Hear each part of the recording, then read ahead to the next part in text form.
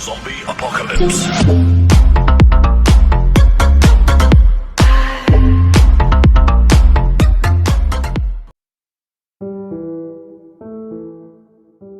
ऐसी बहुत सारी बातें हैं जो लोग तब समझते हैं या सीखते हैं जब वो बड़े हो जाते हैं, और बाद में वो ये कहते हैं जो कि इस वीडियो का टाइटल है। काश ये मुझे स्कूल में पता होता। मेमोरी तेज करने का और किसी भी चीज को झट से समझने का ट्रिक आज आप जानने वाले हो, और इससे आप पढ़ाई में टॉपर बन सकते हो और आप किसी भी चीज को झट से समझ पाओगे। बहुत ही मजेदार होने वाली है ये वीडियो, इसीलिए ये पूरा जरूर देखना, नहीं तो बहुत जरूरी चीजें आप मिस कर जाओगे। पूरी वीडियो बस एक बार देख लेना। ऐसा अक्सर होता है ना, जब आप किताबों को पढ़ते हो तब आप चाहे जितने भी मेहनत कर लो, पढ़ने की कोशिश कर लो, लेकिन कुछ चीजें ऐसी होती है जो आपको कभी समझ ही नहीं आती। और किसी क्लास के टॉपर और कम मार्क लाने वाले में यही अंतर होता है, समझ का अंतर। असल में दोनों की बुद्धि यानी इंटेलिजेंस एक समान हो, पर फेल करने वालों को किसी भी चीज को समझने का तरीका नहीं पता होता है, और क्लास की वो घमंडी लड़की जो टॉप करती है वो समझने और याद करने के लिए जाने अनजाने में बहुत सारी ट्रिक आजमाती है, और वो कभी ये सीक्रेट्स किसी के साथ शेयर नहीं करती है, क्योंकि शेयर करेंगी तो वो कंगाल नहीं हो जाएंगी, सबके अच्छे मार्क्स आने लगेंगे। पर राइकस चरण यहाँ पे मौजूद है। किसी भी नए चीज को जब आप सीख रहे हो या फिर किसी कंसेप्ट को समझ रहे हो, तब सबसे पहली चीज नंबर 4, भूल जाओ।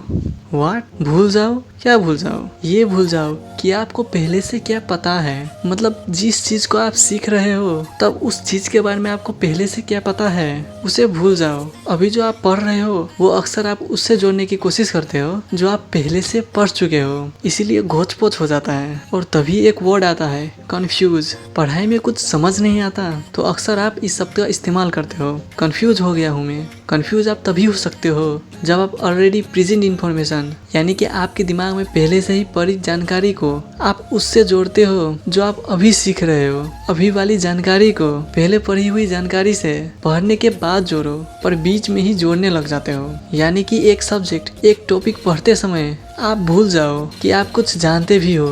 दिमाग को एम्प्टी कर लो, खाली कर दो। आप शायद पूछोगे कि राइकस sir, how does it exactly works? ये काम कैसे करता है? मतलब इस माइंड ट्रिक्स के पीछे लॉजिक क्या है? देखो, ये है आपका माइंड, और ये है एक चैप्टर, मैथ का एक चैप्टर, साइंस का एक चैप्टर, अकाउंटेंसी का चैप्टर, या दुनिया के किसी भी सब्जेक्ट का एक चैप्टर है जिसे आप पहली बार सीखने वाले हो। एक नया टॉपिक है, अब आप इस टॉपिक को पढ़ना शुरू किए, पर आप यहाँ देख सकते हो पहले से ही पढ़ी हुई इन्फॉर्मेशन है, जानकारी है। आप खुद ये मान लिए हो कि आपको पहले से ही बहुत कुछ पता है, और आप बहुत सारे अलग अलग चैप्टर को इससे भी पहले पढ़ चुके हो, इसीलिए दिमाग तो पहले से ही रिजर्व्ड है। अब जो नई जानकारी आएगी वो पुरानी जानकारी से कहेगी कि भैया थोड़ा साइड होना, और पुरानी इन्फॉर्मेशन कहेगी आ जाओ भाई आ जाओ। उसे अच्छे से वेलकम करेगी क्योंकि जगह थोड़ी मोड़ी मौजूद है, पर कुछ मिनट बाद ही दिमाग पूरी तरह से भर जाएगा, और जो नई इन्फॉर्मेशन आएगी वो पुरानी इन्फॉर्मेशन से लड़ाई करने लगेगी, ढिसुम ढिसुम, क्योंकि और जगह बाकी नहीं होगा। और यही कारण है जिससे आप नई जानकारी को नहीं समझ पाते हो, और वो ढिसुम ढिसुम में कई पुरानी इन्फॉर्मेशन भी नष्ट हो जाती है। इसीलिए आप कभी कभी ये कहते हो कि अरे ये पढ़ने के बाद जो मैं पहले जानता था वो भी मैं भूल गया। मैं जितनी बातें कह रहा हूँ उससे आप रिलेट जरूर कर पाओगे। ये सब तो मैं आपको समझाने के लिए दिखाया। ये पुरानी और नई जानकारी की लड़ाई एक्चुअल में आपकी एक सोच के चलते उत्पन्न होती है। इसका जड़ एक ही है कि आप ये सोचते हो कि मैंने पहले भी पढ़ा है और मुझे पहले से ही बहुत कुछ पता है। आपने तो ये जरूर सुना होगा, जिसको अपने नॉलेज पर बहुत घमंड होता है वो नई नॉलेज को ग्रहण नहीं कर सकता, और जो इंसान सिंपल होता है वो बहुत ऊपर जाता है। इसका कारण वही है, घमंड नहीं करने वाले इंसान ये भूल जाता है उसे पहले से भी कुछ पता है, वो सिर्फ नई जानकारी पर फोकस करता है। पर घमंड करने वाले इंसान कभी भी नई इन्फॉर्मेशन को अच्छे से ग्रहण नहीं कर पाता। एक जरूरी बात मैं क्लियर कर दूं, जब मैं कह रहा हूँ कि सब भूल जाओ तो कई लोग पूछेंगे कि सच में हम पहले से पढ़ा हुआ नहीं ना भूल जाएंगे, वो हमारे दिमाग से फुस नहीं ना हो जाएगा? नहीं भाई, वो टेम्प्रोरी होगा, मतलब थोड़ी देर के लिए होगा। मतलब उसी समय तक भूलो जब तक आप नई टॉपिक को समझ रहे हो। अगर आप भूल जाओगे और अपने दिमाग को खाली कर दोगे तब जो नई जानकारी होगी वो पुरानी जानकारी से टक्कर नहीं खाएगी, और भैया थोड़ा साइड होने वाली नौबत नहीं आएगी। एकदम खाली बस रहेगी। और एक इम्पोर्टेंट बात यह है कि आप सिर्फ पहले के पढ़ाई को ही मत भूलो। जब पढ़ रहे हो तब वर्ल्डली थिंग्स मतलब दुनिया भर की इधर उधर की बातें भी भूल जाओ। फेसबुक में लाइक्स 25 ही क्यों आए यार? चलो ये देखता हूँ कि ये शुभम के मामा के बहन के बेटे के पिक्स पर कितने लाइक्स आए हैं। 150।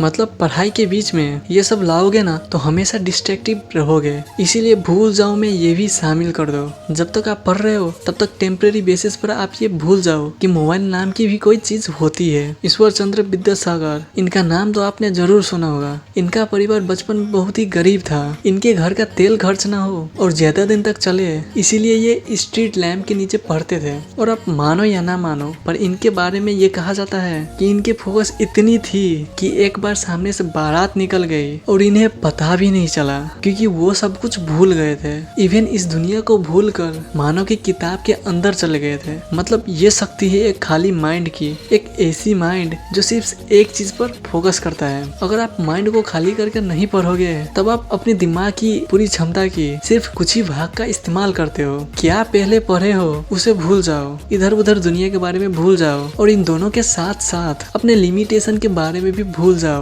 मतलब अपनी हद के बारे में। हमेशा दुनिया जैसी कहती है हम वैसा मान लेते हैं। ज्यादातर स्टूडेंट के दिमाग में ये बैठा हुआ है मैं एक एवरेज स्टूडेंट हूँ, और यही दिमाग में लिए वो पढ़ाई करते हैं। और सिर्फ इसी एक सोच के चलते कि उसका दिमाग एवरेज है, सिर्फ इसी सोच के चलते उनका दिमाग सच में एवरेज बन जाता है। इसीलिए आप ये भूल जाओ कि आप कैसी स्टूडेंट हो। आप सिर्फ जो पढ़ रहे हो उस पर ध्यान दो। ये करने से आपके अंदर इन्फिनाइट इंटेलिजेंस आ जाती है। जब आप अपने आप को एवरेज यानी कि नॉर्मल मानना छोड़ देते हो तब आपकी असल इंटेलिजेंस बाहर आती है। आपको पता नहीं किसने ये बता दिया है कि आपकी इंटेलिजेंस, मेमोरी और सीखने की शक्ति एक सीमित साइज की है, बिल्कुल आपकी जूते की साइज की तरह। सच्चाई तो ये है कि आपकी पोटेंशियल की कोई लिमिट नहीं है। अगर आप ये भूल जाओ तब क्या भूल जाओ? ये भूल जाओ कि आपके अंदर कोई लिमिट है। उसके उल्टा ये मानने लगो कि आई एम लिमिटनेस, मैं लिमिटलेस हूँ, तब आप धीरे धीरे ऑटोमेटिकली एक जीनियस बन जाओगे। नंबर 3, पढ़ाई में हलचल लाओ। राइकसन, पढ़ाई में हलचल क्या होता है? हलचल मतलब अपने आप को जगाओ। स्कूल का एजुकेशन सिस्टम कैसा होता है? टीचर आएंगे,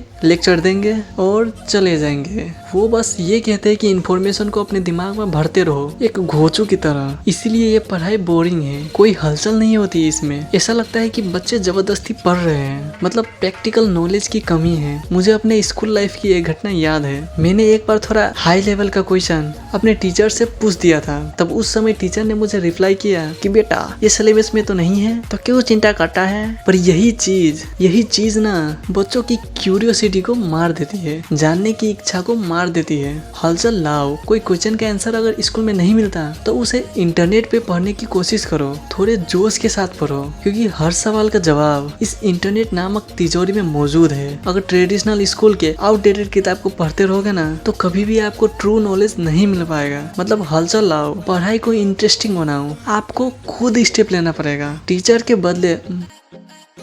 के बदले नहीं कहूँगा, टीचर भी जरूरी है। टीचर के बदले नहीं, टीचर के साथ साथ इंटरनेट पर भी पढ़ाई करना चालू कर दो और थोड़ा प्रैक्टिकल तरीके से पढ़ो। मतलब किताबी ज्ञान से ऊपर जाओ। नंबर 2, अपना मूड अच्छा रखो भावनाओं के जरिए। और ये सबसे जरूरी पॉइंट है। बिना अच्छे मूड के आप कुछ भी पढ़ा हुआ याद नहीं रख पाओगे।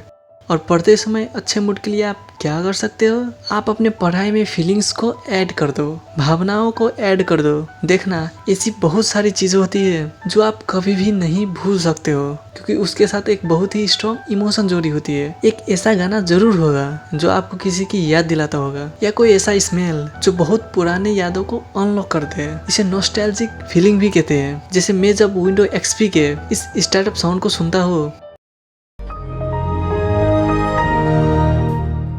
तो मुझे एक नॉस्टैल्जिक फीलिंग आती है उस समय की जब मैं पहली बार विंडोज एक्सपी को अपनी पीसी में इंस्टॉल किया था। लगता है अरे वो क्या दिन थे। कुछ लोगों को नोकिया का रिंगटोन सुन के एक नॉस्टैल्जिक फीलिंग आएगी।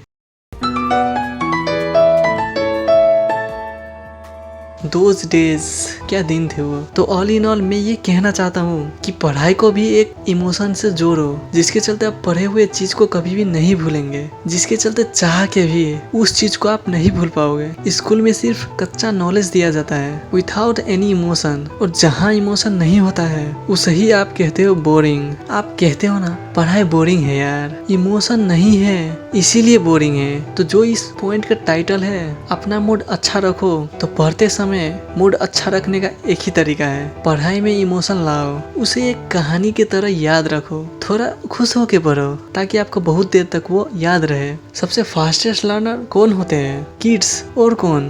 बच्चे, क्योंकि बच्चे बहुत ही इमोशनल होते हैं और वो हर बात को एक इमोशन से जोड़ते हैं। और जो मैंने फर्स्ट पॉइंट में कहा था, बच्चों में वो भी होता है, वो सब कुछ भूले हुए होते हैं, वो ज्यादा भूतकाल या फिर भविष्य काल के बारे में नहीं सोचते और प्रेजेंट मोमेंट यानी कि वर्तमान काल में मस्त रहते हैं। यार शेरलॉक होम्स एक बहुत फेमस कैरेक्टर है और उसे सबसे इंटेलिजेंट लोगों में से एक माना जाता है, लेकिन उसे हमारे सौरमंडल का ग्रह का नाम भी ठीक से याद नहीं है। क्या आप बिलीव कर सकते हो कि एक जीनियस जिसे सौरमंडल का 8 ग्रहों का नाम भी नहीं पता, फिर जीनियस कहाँ से हुआ? पर आपको इसका असल वजह नहीं पता। असल में वो इतने स्मार्ट थे कि उनका दिमाग इलेवेंट इंफॉर्मेशन यानी वो जानकारी जो उसके काम की नहीं है उसको उनका दिमाग मिटा देता है, और आपका दिमाग भी यही करता है। बिना इमोशन के टीचर का लेक्चर आप सुनते रहते हो, इसलिए आपका दिमाग उसको आपके मेमोरी से तुरंत निकाल देता है। इंडियन क्रिकेट टीम एक मैच में कितना रन स्कोर करते हैं वो आपको एकदम अच्छे से एग्जैक्ट याद रहता है, क्योंकि हर मैच में एक धक-धक का मूवमेंट होता है कि लास्ट मूवमेंट में इतने रन चाहिए, कौन जीतेगा।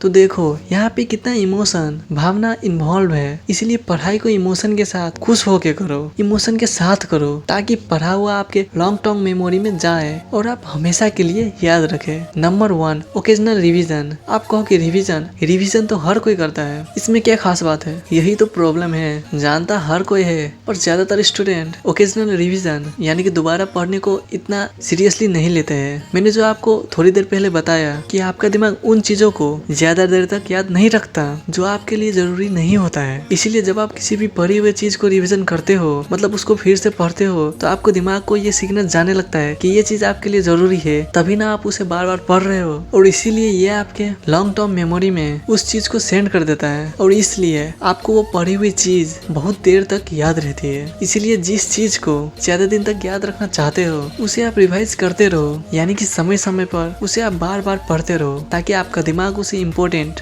यानी कि जरूरी मानकर उसे लॉन्ग टर्म मेमोरी में भेज दे। हर टॉपर जाने अनजाने कहीं न कहीं इन टिप्स को फॉलो करता है, तो भूल जाओ हलचल अब प्रैक्टिकल पढ़ाई के चलते मूड अच्छा रखो भावनाओं के जरिए और रिवीजन करो। यही वो 4 सीक्रेट्स है जो आपको एक जीनियस और आपको एक टॉपर बना देगी। अगर आपने इन टिप्स को फॉलो करना शुरू कर दिया तो।